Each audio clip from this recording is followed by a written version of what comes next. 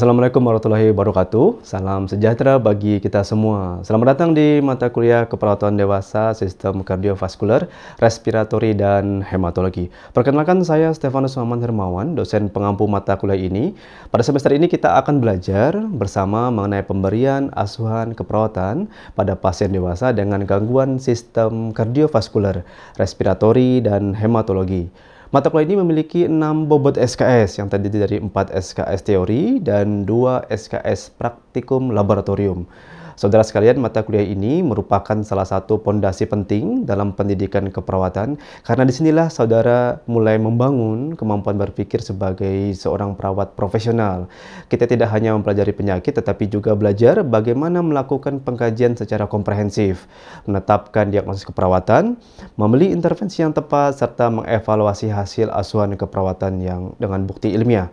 Saya berharap selama satu semester ini ke depan saudara dapat mengikuti seluruh proses pembelajaran dengan aktif, kritis, dan penuh semangat sehingga kompetensi yang ditargetkan pada mata kuliah ini dapat tercapai secara optimal.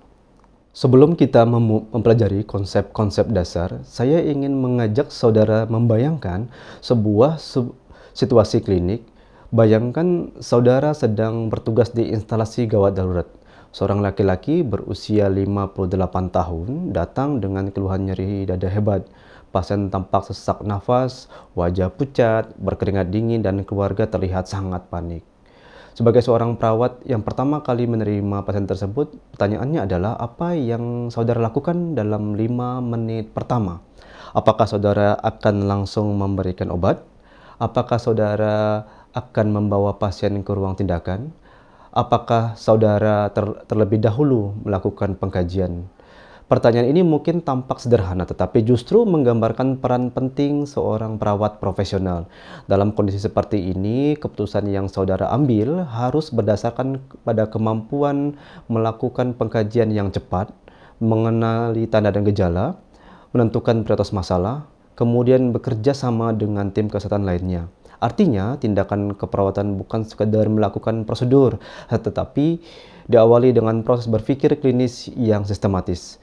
Situasi seperti inilah yang akan sering kita bahas selama mengikuti mata kuliah ini.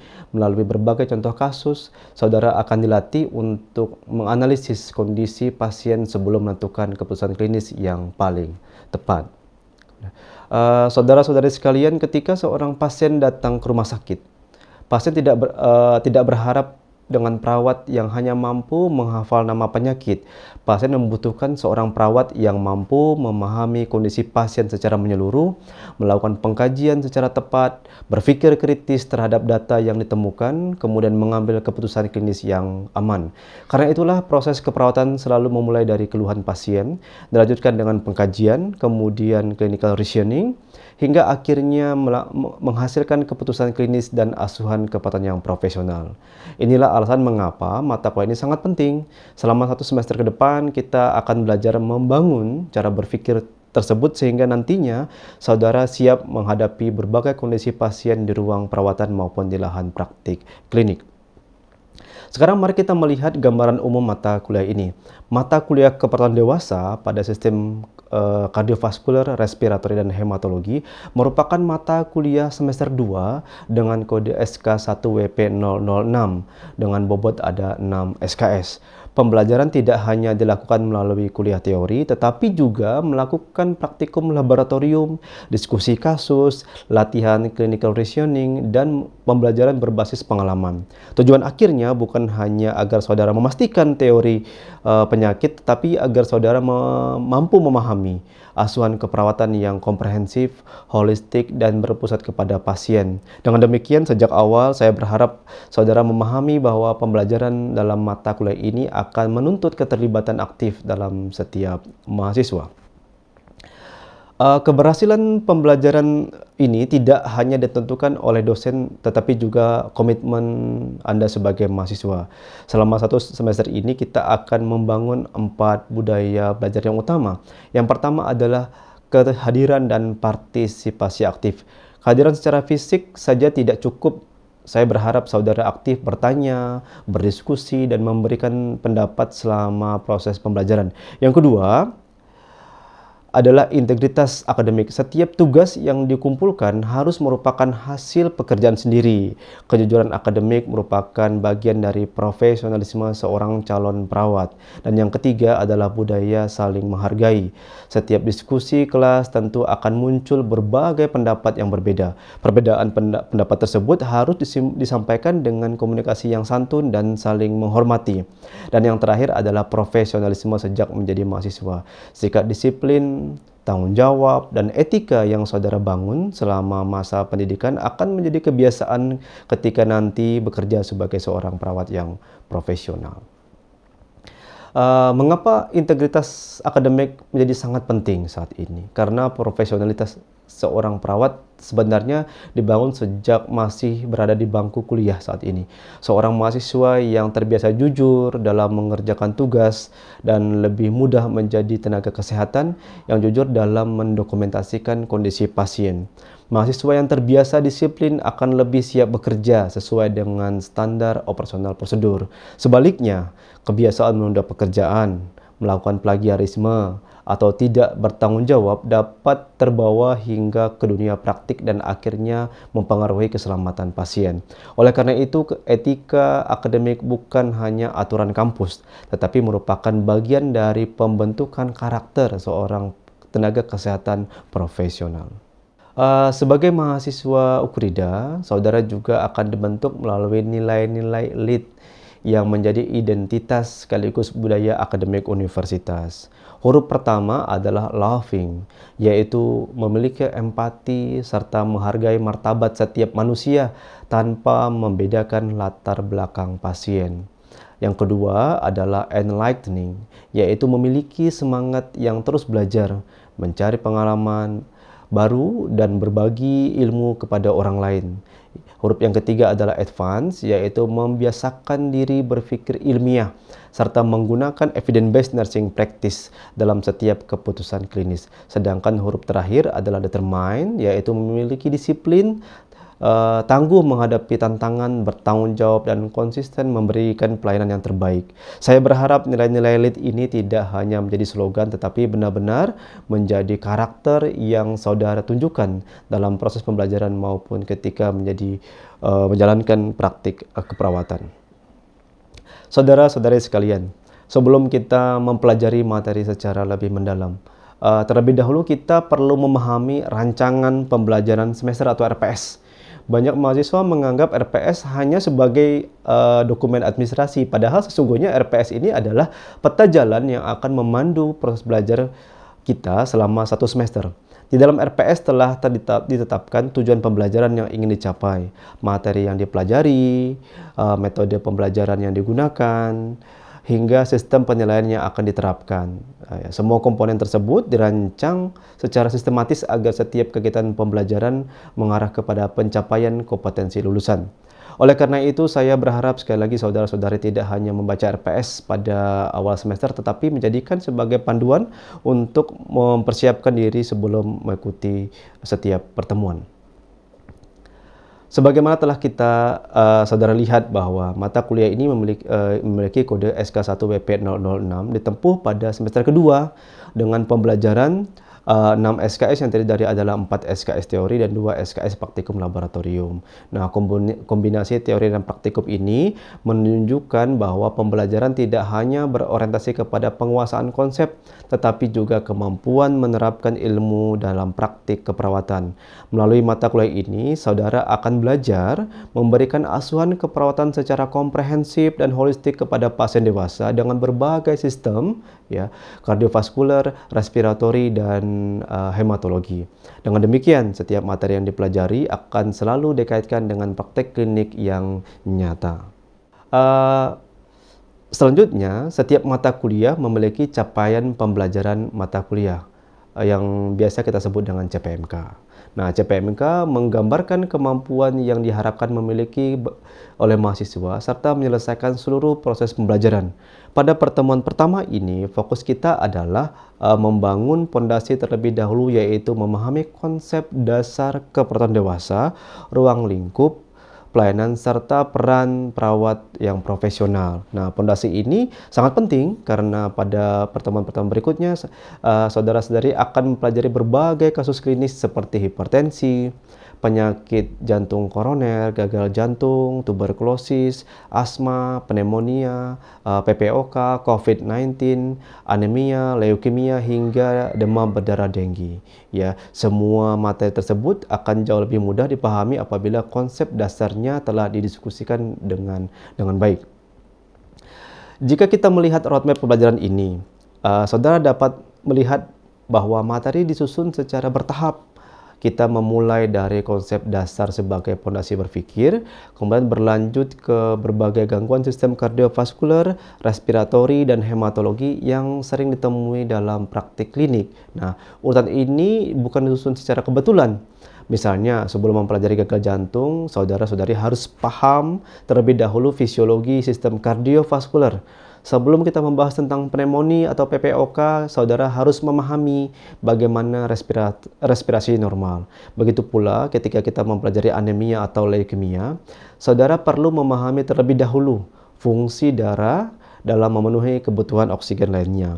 Pada bagian akhir semester, seluruh konsep tersebut akan diintegrasikan lebih lanjut dalam latihan clinical reasoning, sehingga saudara mampu melihat pasien sebagai satu kesatuan, bukan hanya sebagai kumpulan penyakit.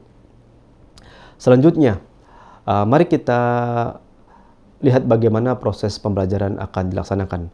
Perkuliahan tidak hanya mengenai metode ceramah interaktif, tetapi juga mengintegrasikan discovery learning, collaborative learning, diskusi kasus, praktikum laboratorium, serta latihan clinical reasoning. Artinya, saya tidak mengharapkan saudara hanya mendengarkan penjelasan dosen saja. Sebaliknya, saudara diharapkan lebih aktif, mencari informasi, berdiskusi, mengemukakan pendapat, dan bersama-sama memecahkan masalah berdasarkan kasus yang diberikan. Seluruh proses tersebut juga akan didukung oleh LMS atau Learning Management System. Melalui LMS, saudara dapat mengakses semua materi, mengerjakan lembar kerja mahasiswa, mengumpulkan tugas, serta mengikuti berbagai aktivitas pembelajaran secara terstruktur. Nah, semakin aktif mahasiswa memanfaatkan LMS, semakin optimal pula proses belajar yang akan saudara jalani. Nah, komponen berikutnya yang perlu dipahami adalah sistem penilaian.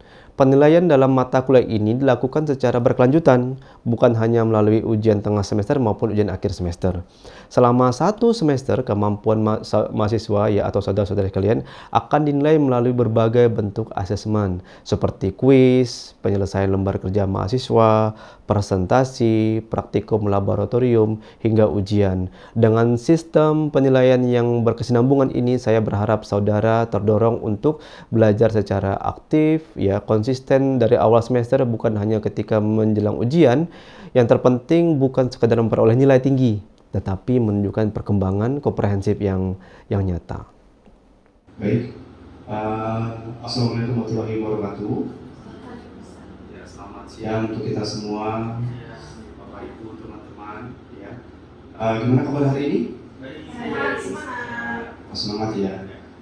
Kita sudah di mata kuliah ini, yaitu mata kuliah keperawatan dewasa, sistem kardiovaskular, respiratori, dan hematologi. Kita sudah masuk pertemuan di minggu yang ketiga. Ya, setelah tadi kita belajar tentang teori, kita lanjutkan dengan 2 SKS, yaitu praktik laboratorium. Pada hari ini kita akan praktik laboratorium, yaitu tentang persiapan alat dan pasien, pemasangan elektroda dan serta perekaman EKG dasar. Nah, di sini metode yang saya gunakan adalah saya akan demonstrasi prosedur cara pemasangan alat EKG. Ya, setelah itu setelah selesai nanti kita akan lanjutkan dalam praktik mandiri. Nanti silakan teman-teman nanti melakukan, saya akan membimbing sampai nanti waktu selesai. Ya. Adapun capaian pembelajaran dalam mata kuliah ini, terutama dalam praktik ini, yang pertama, setelah kita mengikuti praktikum ini, yang pertama bisa menjelaskan tujuan pemasangan EKG. Yang kedua, dapat menyiapkan alat dan persiapan sesuai SOP. Yang ketiga, memasang elektroda ekstremitas dan prekordial dengan benar, dan yang keempat melakukan rekaman EKG dasar, serta yang terakhir adalah menerapkan komunikasi terapeutik dan pasien safety. Baik, sebelum saya mulai, pernah lihat orang pasang EKG sebelumnya di rumah sakit ataupun di puskesmas? Pernah lihat. Nah, kira-kira mengapa EKG itu penting untuk dipasang? Siapa yang mau jawab? Saya Bapak. Ya. Setelah yang saya tahu itu EKG penting karena untuk mengetahui adanya gangguan irama pada jantung. Baik, terima kasih 100 untuk Ferry. Oke ya. Ya. Mengapa EKG penting? EKG adalah salah satu bentuk prosedur keperawatan. Ya, sebenarnya EKG ini untuk menentukan irama jantung, menilai iskemia dan infark miokard, baik itu kekurangan darah maupun kematian jaringan jantung, mengevaluasi gangguan konduksi, kemudian memantau kondisi pasien sebelum, selama, dan setelah terapi. Kemudian berikutnya, nah ini beberapa alur untuk pemeriksaan EKG. Yang pertama adalah persiapan alat, identifikasi pasien, persiapan pasien, pemasangan elektroda, rekaman, interpretasi awal, dan dokumentasi. Kira-kira nih, apa hal penting kalau kita lakukan sebelum kita itu memasang EKG? Apa yang harus memang urgensinya? Apa yang harus kita dapat dulu datanya? Ada yang mau jawab? Ya. Yang pertama itu identifikasi pasien. Ya. Kita harus identifikasi pasien, jangan sampai salah pasang EKG. Yang dipasang siapa, nanti malah hasilnya berbeda. Nah, sekali lagi beberapa alat EKG di rumah sakit berbeda-beda. Tapi saya akan coba mengajarkan bahwa alat EKG yang kita gunakan ini adalah alat EKG yang terstandar. Artinya secara operasional nanti waktu teman-teman turun ke praktek klinik akan bentuknya hampir sama dengan alat EKG. Nah, ini beberapa alat yang perlu kita siapkan. Yang pertama adalah mesin EKG. Ini mesin EKG seperti ini. Ini mesin EKG, ya. Mesin EKG ini sudah cukup paling canggih, ya. Setelah itu nanti kita juga ada elektroda. Elektroda ini bentuknya seperti ini. Elektroda prekordial namanya. Itu untuk di dada.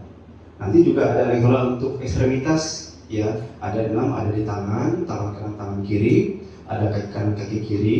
Kemudian nanti ada kabel lead. Ini ada kabel lead. Artinya di sini ada kurang lebih ada 12 karena 6 di dada dan ada juga 8 di ekstremitas. Kemudian nanti ada alcohol swab, kemudian ada tisu dan juga ada kertas EKG yang nanti akan kita gunakan.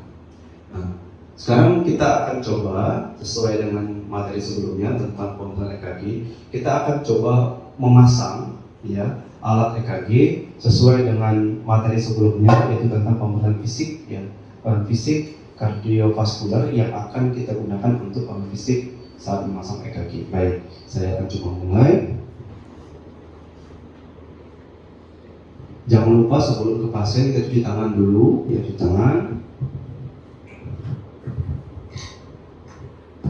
Oke. Setelah itu kita coba berkomunikasi. Ya, coba berkomunikasi. Ya, saya contohkan di sini. Selamat siang, Bapak. Ya, dengan Bapak siapa? Pak Ran, ya, saya mau memvalidasi dulu di tes Bapak. Boleh lihat gelangnya, Pak? Oke, kita lihat gelangnya. Baik, kita lihat gelang. Oke, bisa sebutkan Pak tanggal lahirnya, Pak? 1996. Baik, itu sesuai ya. Pak Ran, perkenalkan saya Nurse Stefanus. Hari ini saya bertugas di ruangan ini dari pukul 7 pagi sampai pukul 2 siang. Hari ini saya akan melakukan rekaman elektrokardiografi. Fungsinya nanti untuk melihat gangguan konduksi irama jantung dan untuk melihat apakah ada beberapa gangguan terkait yang ada di jantung. Ya, Bapak setuju? Ya, saya akan siapkan alat dulu dan 1 menit kemudian saya akan kembali untuk melakukan tindakan. Ya, terima kasih. Sekarang kita siapkan alat, kita dekatkan saja ke pasien. Sini.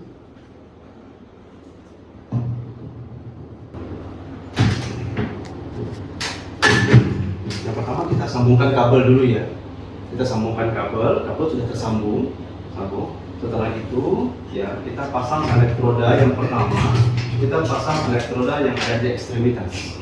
Di ekstremitas ini ada 4 elektroda. Yang kecil untuk di tangan, ya, sedangkan yang besar untuk di kaki. Ini ada ultrasound jadi kita bisa gunakan.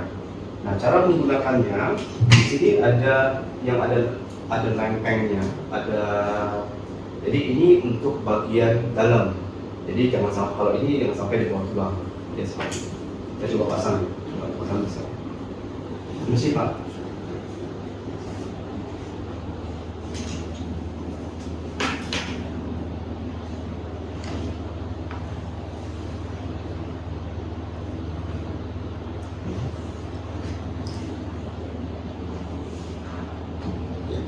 Ini boleh di kiri atau di kanan ya, sama saja. Oke.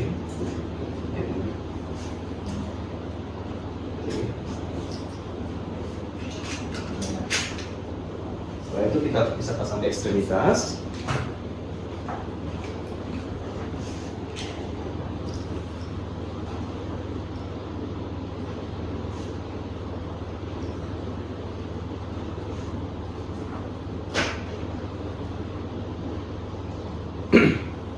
Ya, oke. Di ekstremitas sudah, kita akan pasang di dada. Di dada yang pertama, kita bisa lihat di gambar, ya di gambar ada 6 tempat di dada. Nah, kemarin di minggu sebelumnya kita sudah melakukan pembangunan fisik kardiovaskular. Artinya ada V1, V2, V3, V4, V5 dan V6. Untuk V1 kita pasang di interkostal yang keempat, ya, linea mid sternalis dextra, ya. Kemudian untuk V2 tepat di seberangnya, artinya di CS yang keempat, ya, linea mid sternalis sinistra. Oke. Setelah V2, V berapa? V4. Nah, kenapa V4? Ada yang tahu? Masih ingat nggak V4? Karena kalau V3 nanti kita akan pasang di antara V4, betul. Oke. Nah, berikutnya setelah V4 kita pasang V3. Setelah V3 keempat, setelah itu kita pasang V6. Oke, V6. Setelah V6, ya, baru kita pasang V5 di antara V4 dengan V6.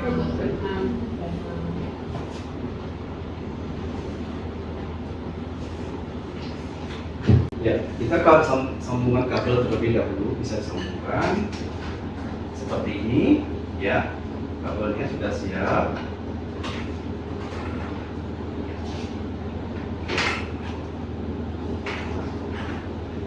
Di sini kita sudah sangat dibantu oleh alat, ya, alat.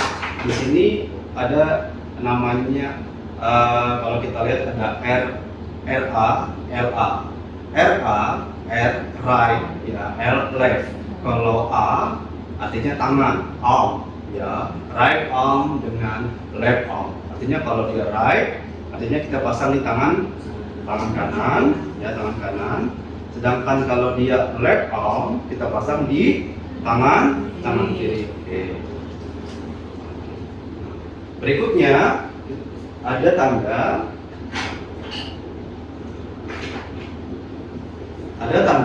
untuk L dan LA.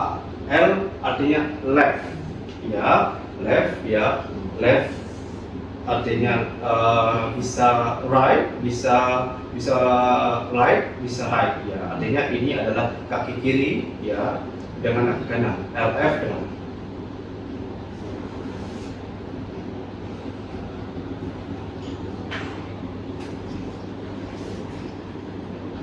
Di sini sudah ada tandanya. Di sini ada V1, V2, V3, sudah jelas, jadi kita nggak akan keliru. Setelah itu ini ada V4, V5, dan V6. Ya, tinggal sambungkan saja untuk kabel.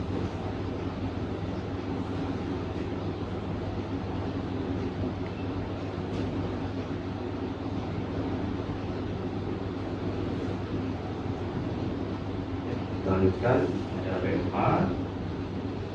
Ini ada V5.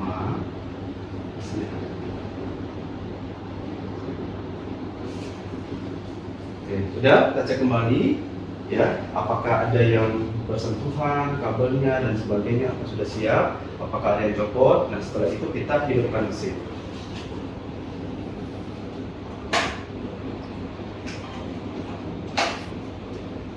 Mesin.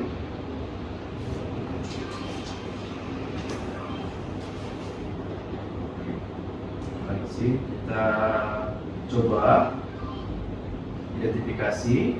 Di identifikasi ini kita bisa lihat apakah memang ada yang terkena tulang dan sebagainya. Nanti teman-teman bisa lakukan. Saya akan dampingi satu persatu. Kita coba lakukan perekaman.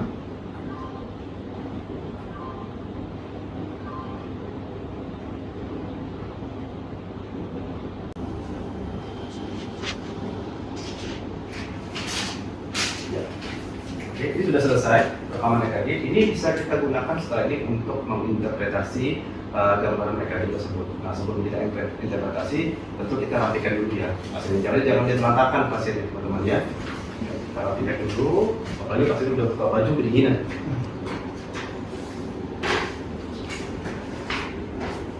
Ya, alatnya bisa kita lakukan.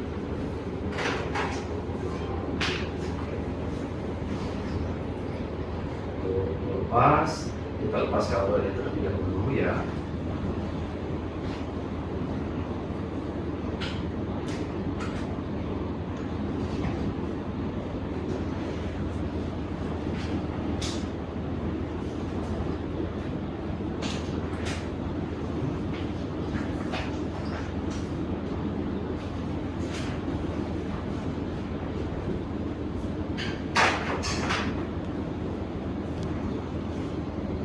Bersihkan. Pertama ini ada bekas ultrasonic jelinya.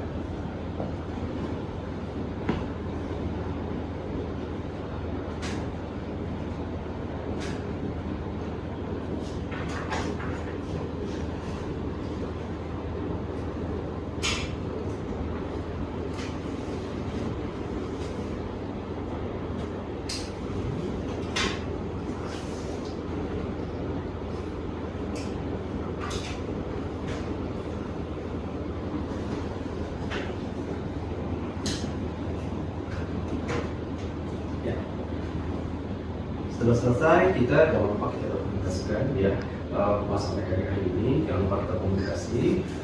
Orang sudah selesai untuk pemasangan EKG, ya nanti kami akan interpretasi dari hasilnya kami informasikan. Ya, saya akan kembali ke nursing station ya. Kalau bapak memerlukan bantuan, silakan nanti pencet bel. Jika memang nanti saya akan untuk membantu. Terima kasih Pak atas bantuannya siang hari ini. Selamat istirahat. Selamat siang. Kita sudah selesai untuk melakukan tindakan. Nah, sebelum nanti setelah ini kita ada break sebentar. Setelah break nanti kita akan bagi grup kecil semua grup untuk simulasi ya. Simulasi teman-teman nanti bisa melakukan. Saya akan membimbing. Nah, ada beberapa hal yang perlu saya ingatkan bahwa ke depan bahwa sekali lagi persiapan pasien itu menentukan hasil EKG yang bagus ya. Kenapa tadi pasien harus relax? Sehingga hasil rekaman sesuai dengan kondisi pasien. Iya, kalau pasiennya lagi cemas, ya, tekanan darahnya lagi tinggi, meningkat, tentu akan mempengaruhi nanti hasil EKG. Berikutnya adalah landmark anatominya harus tepat. Sekali lagi jangan lupa menggunakan komunikasi. Dalam penting untuk menegakkan kenyamanan. Pasien safety ini tanggung jawab bersama, bukan cuma untuk satu orang. Safety ini pasien, kita, tenaga kesehatan lain, ini bukan sekedar jargon. Tapi pada saat ini adalah budaya yang memang harus kita jaga sehingga memang pasien itu tidak akan mengalami efek-efek sekunder lain. Setelah itu sekali lagi teliti merupakan kunci keberhasilan untuk mengatakan ini. Ya, ada pertanyaan dari sampai di sini atau nanti kita akan bahas dalam kelompok kecil ya kalau ada pertanyaan karena kita akan simulasi lagi setelah ini. Demikian yang bisa saya sampaikan di pertemuan kita untuk demonstrasi pagi hingga siang hari ini. Sekali terima kasih atas kehadiran teman-teman sekalian ya. Mohon maaf jika ada yang kurang berkenan. Kita boleh break setelah ini sebelum kita lanjut untuk simulasi materi. Terima kasih. Selamat siang. Assalamualaikum warahmatullahi wabarakatuh. Selamat siang.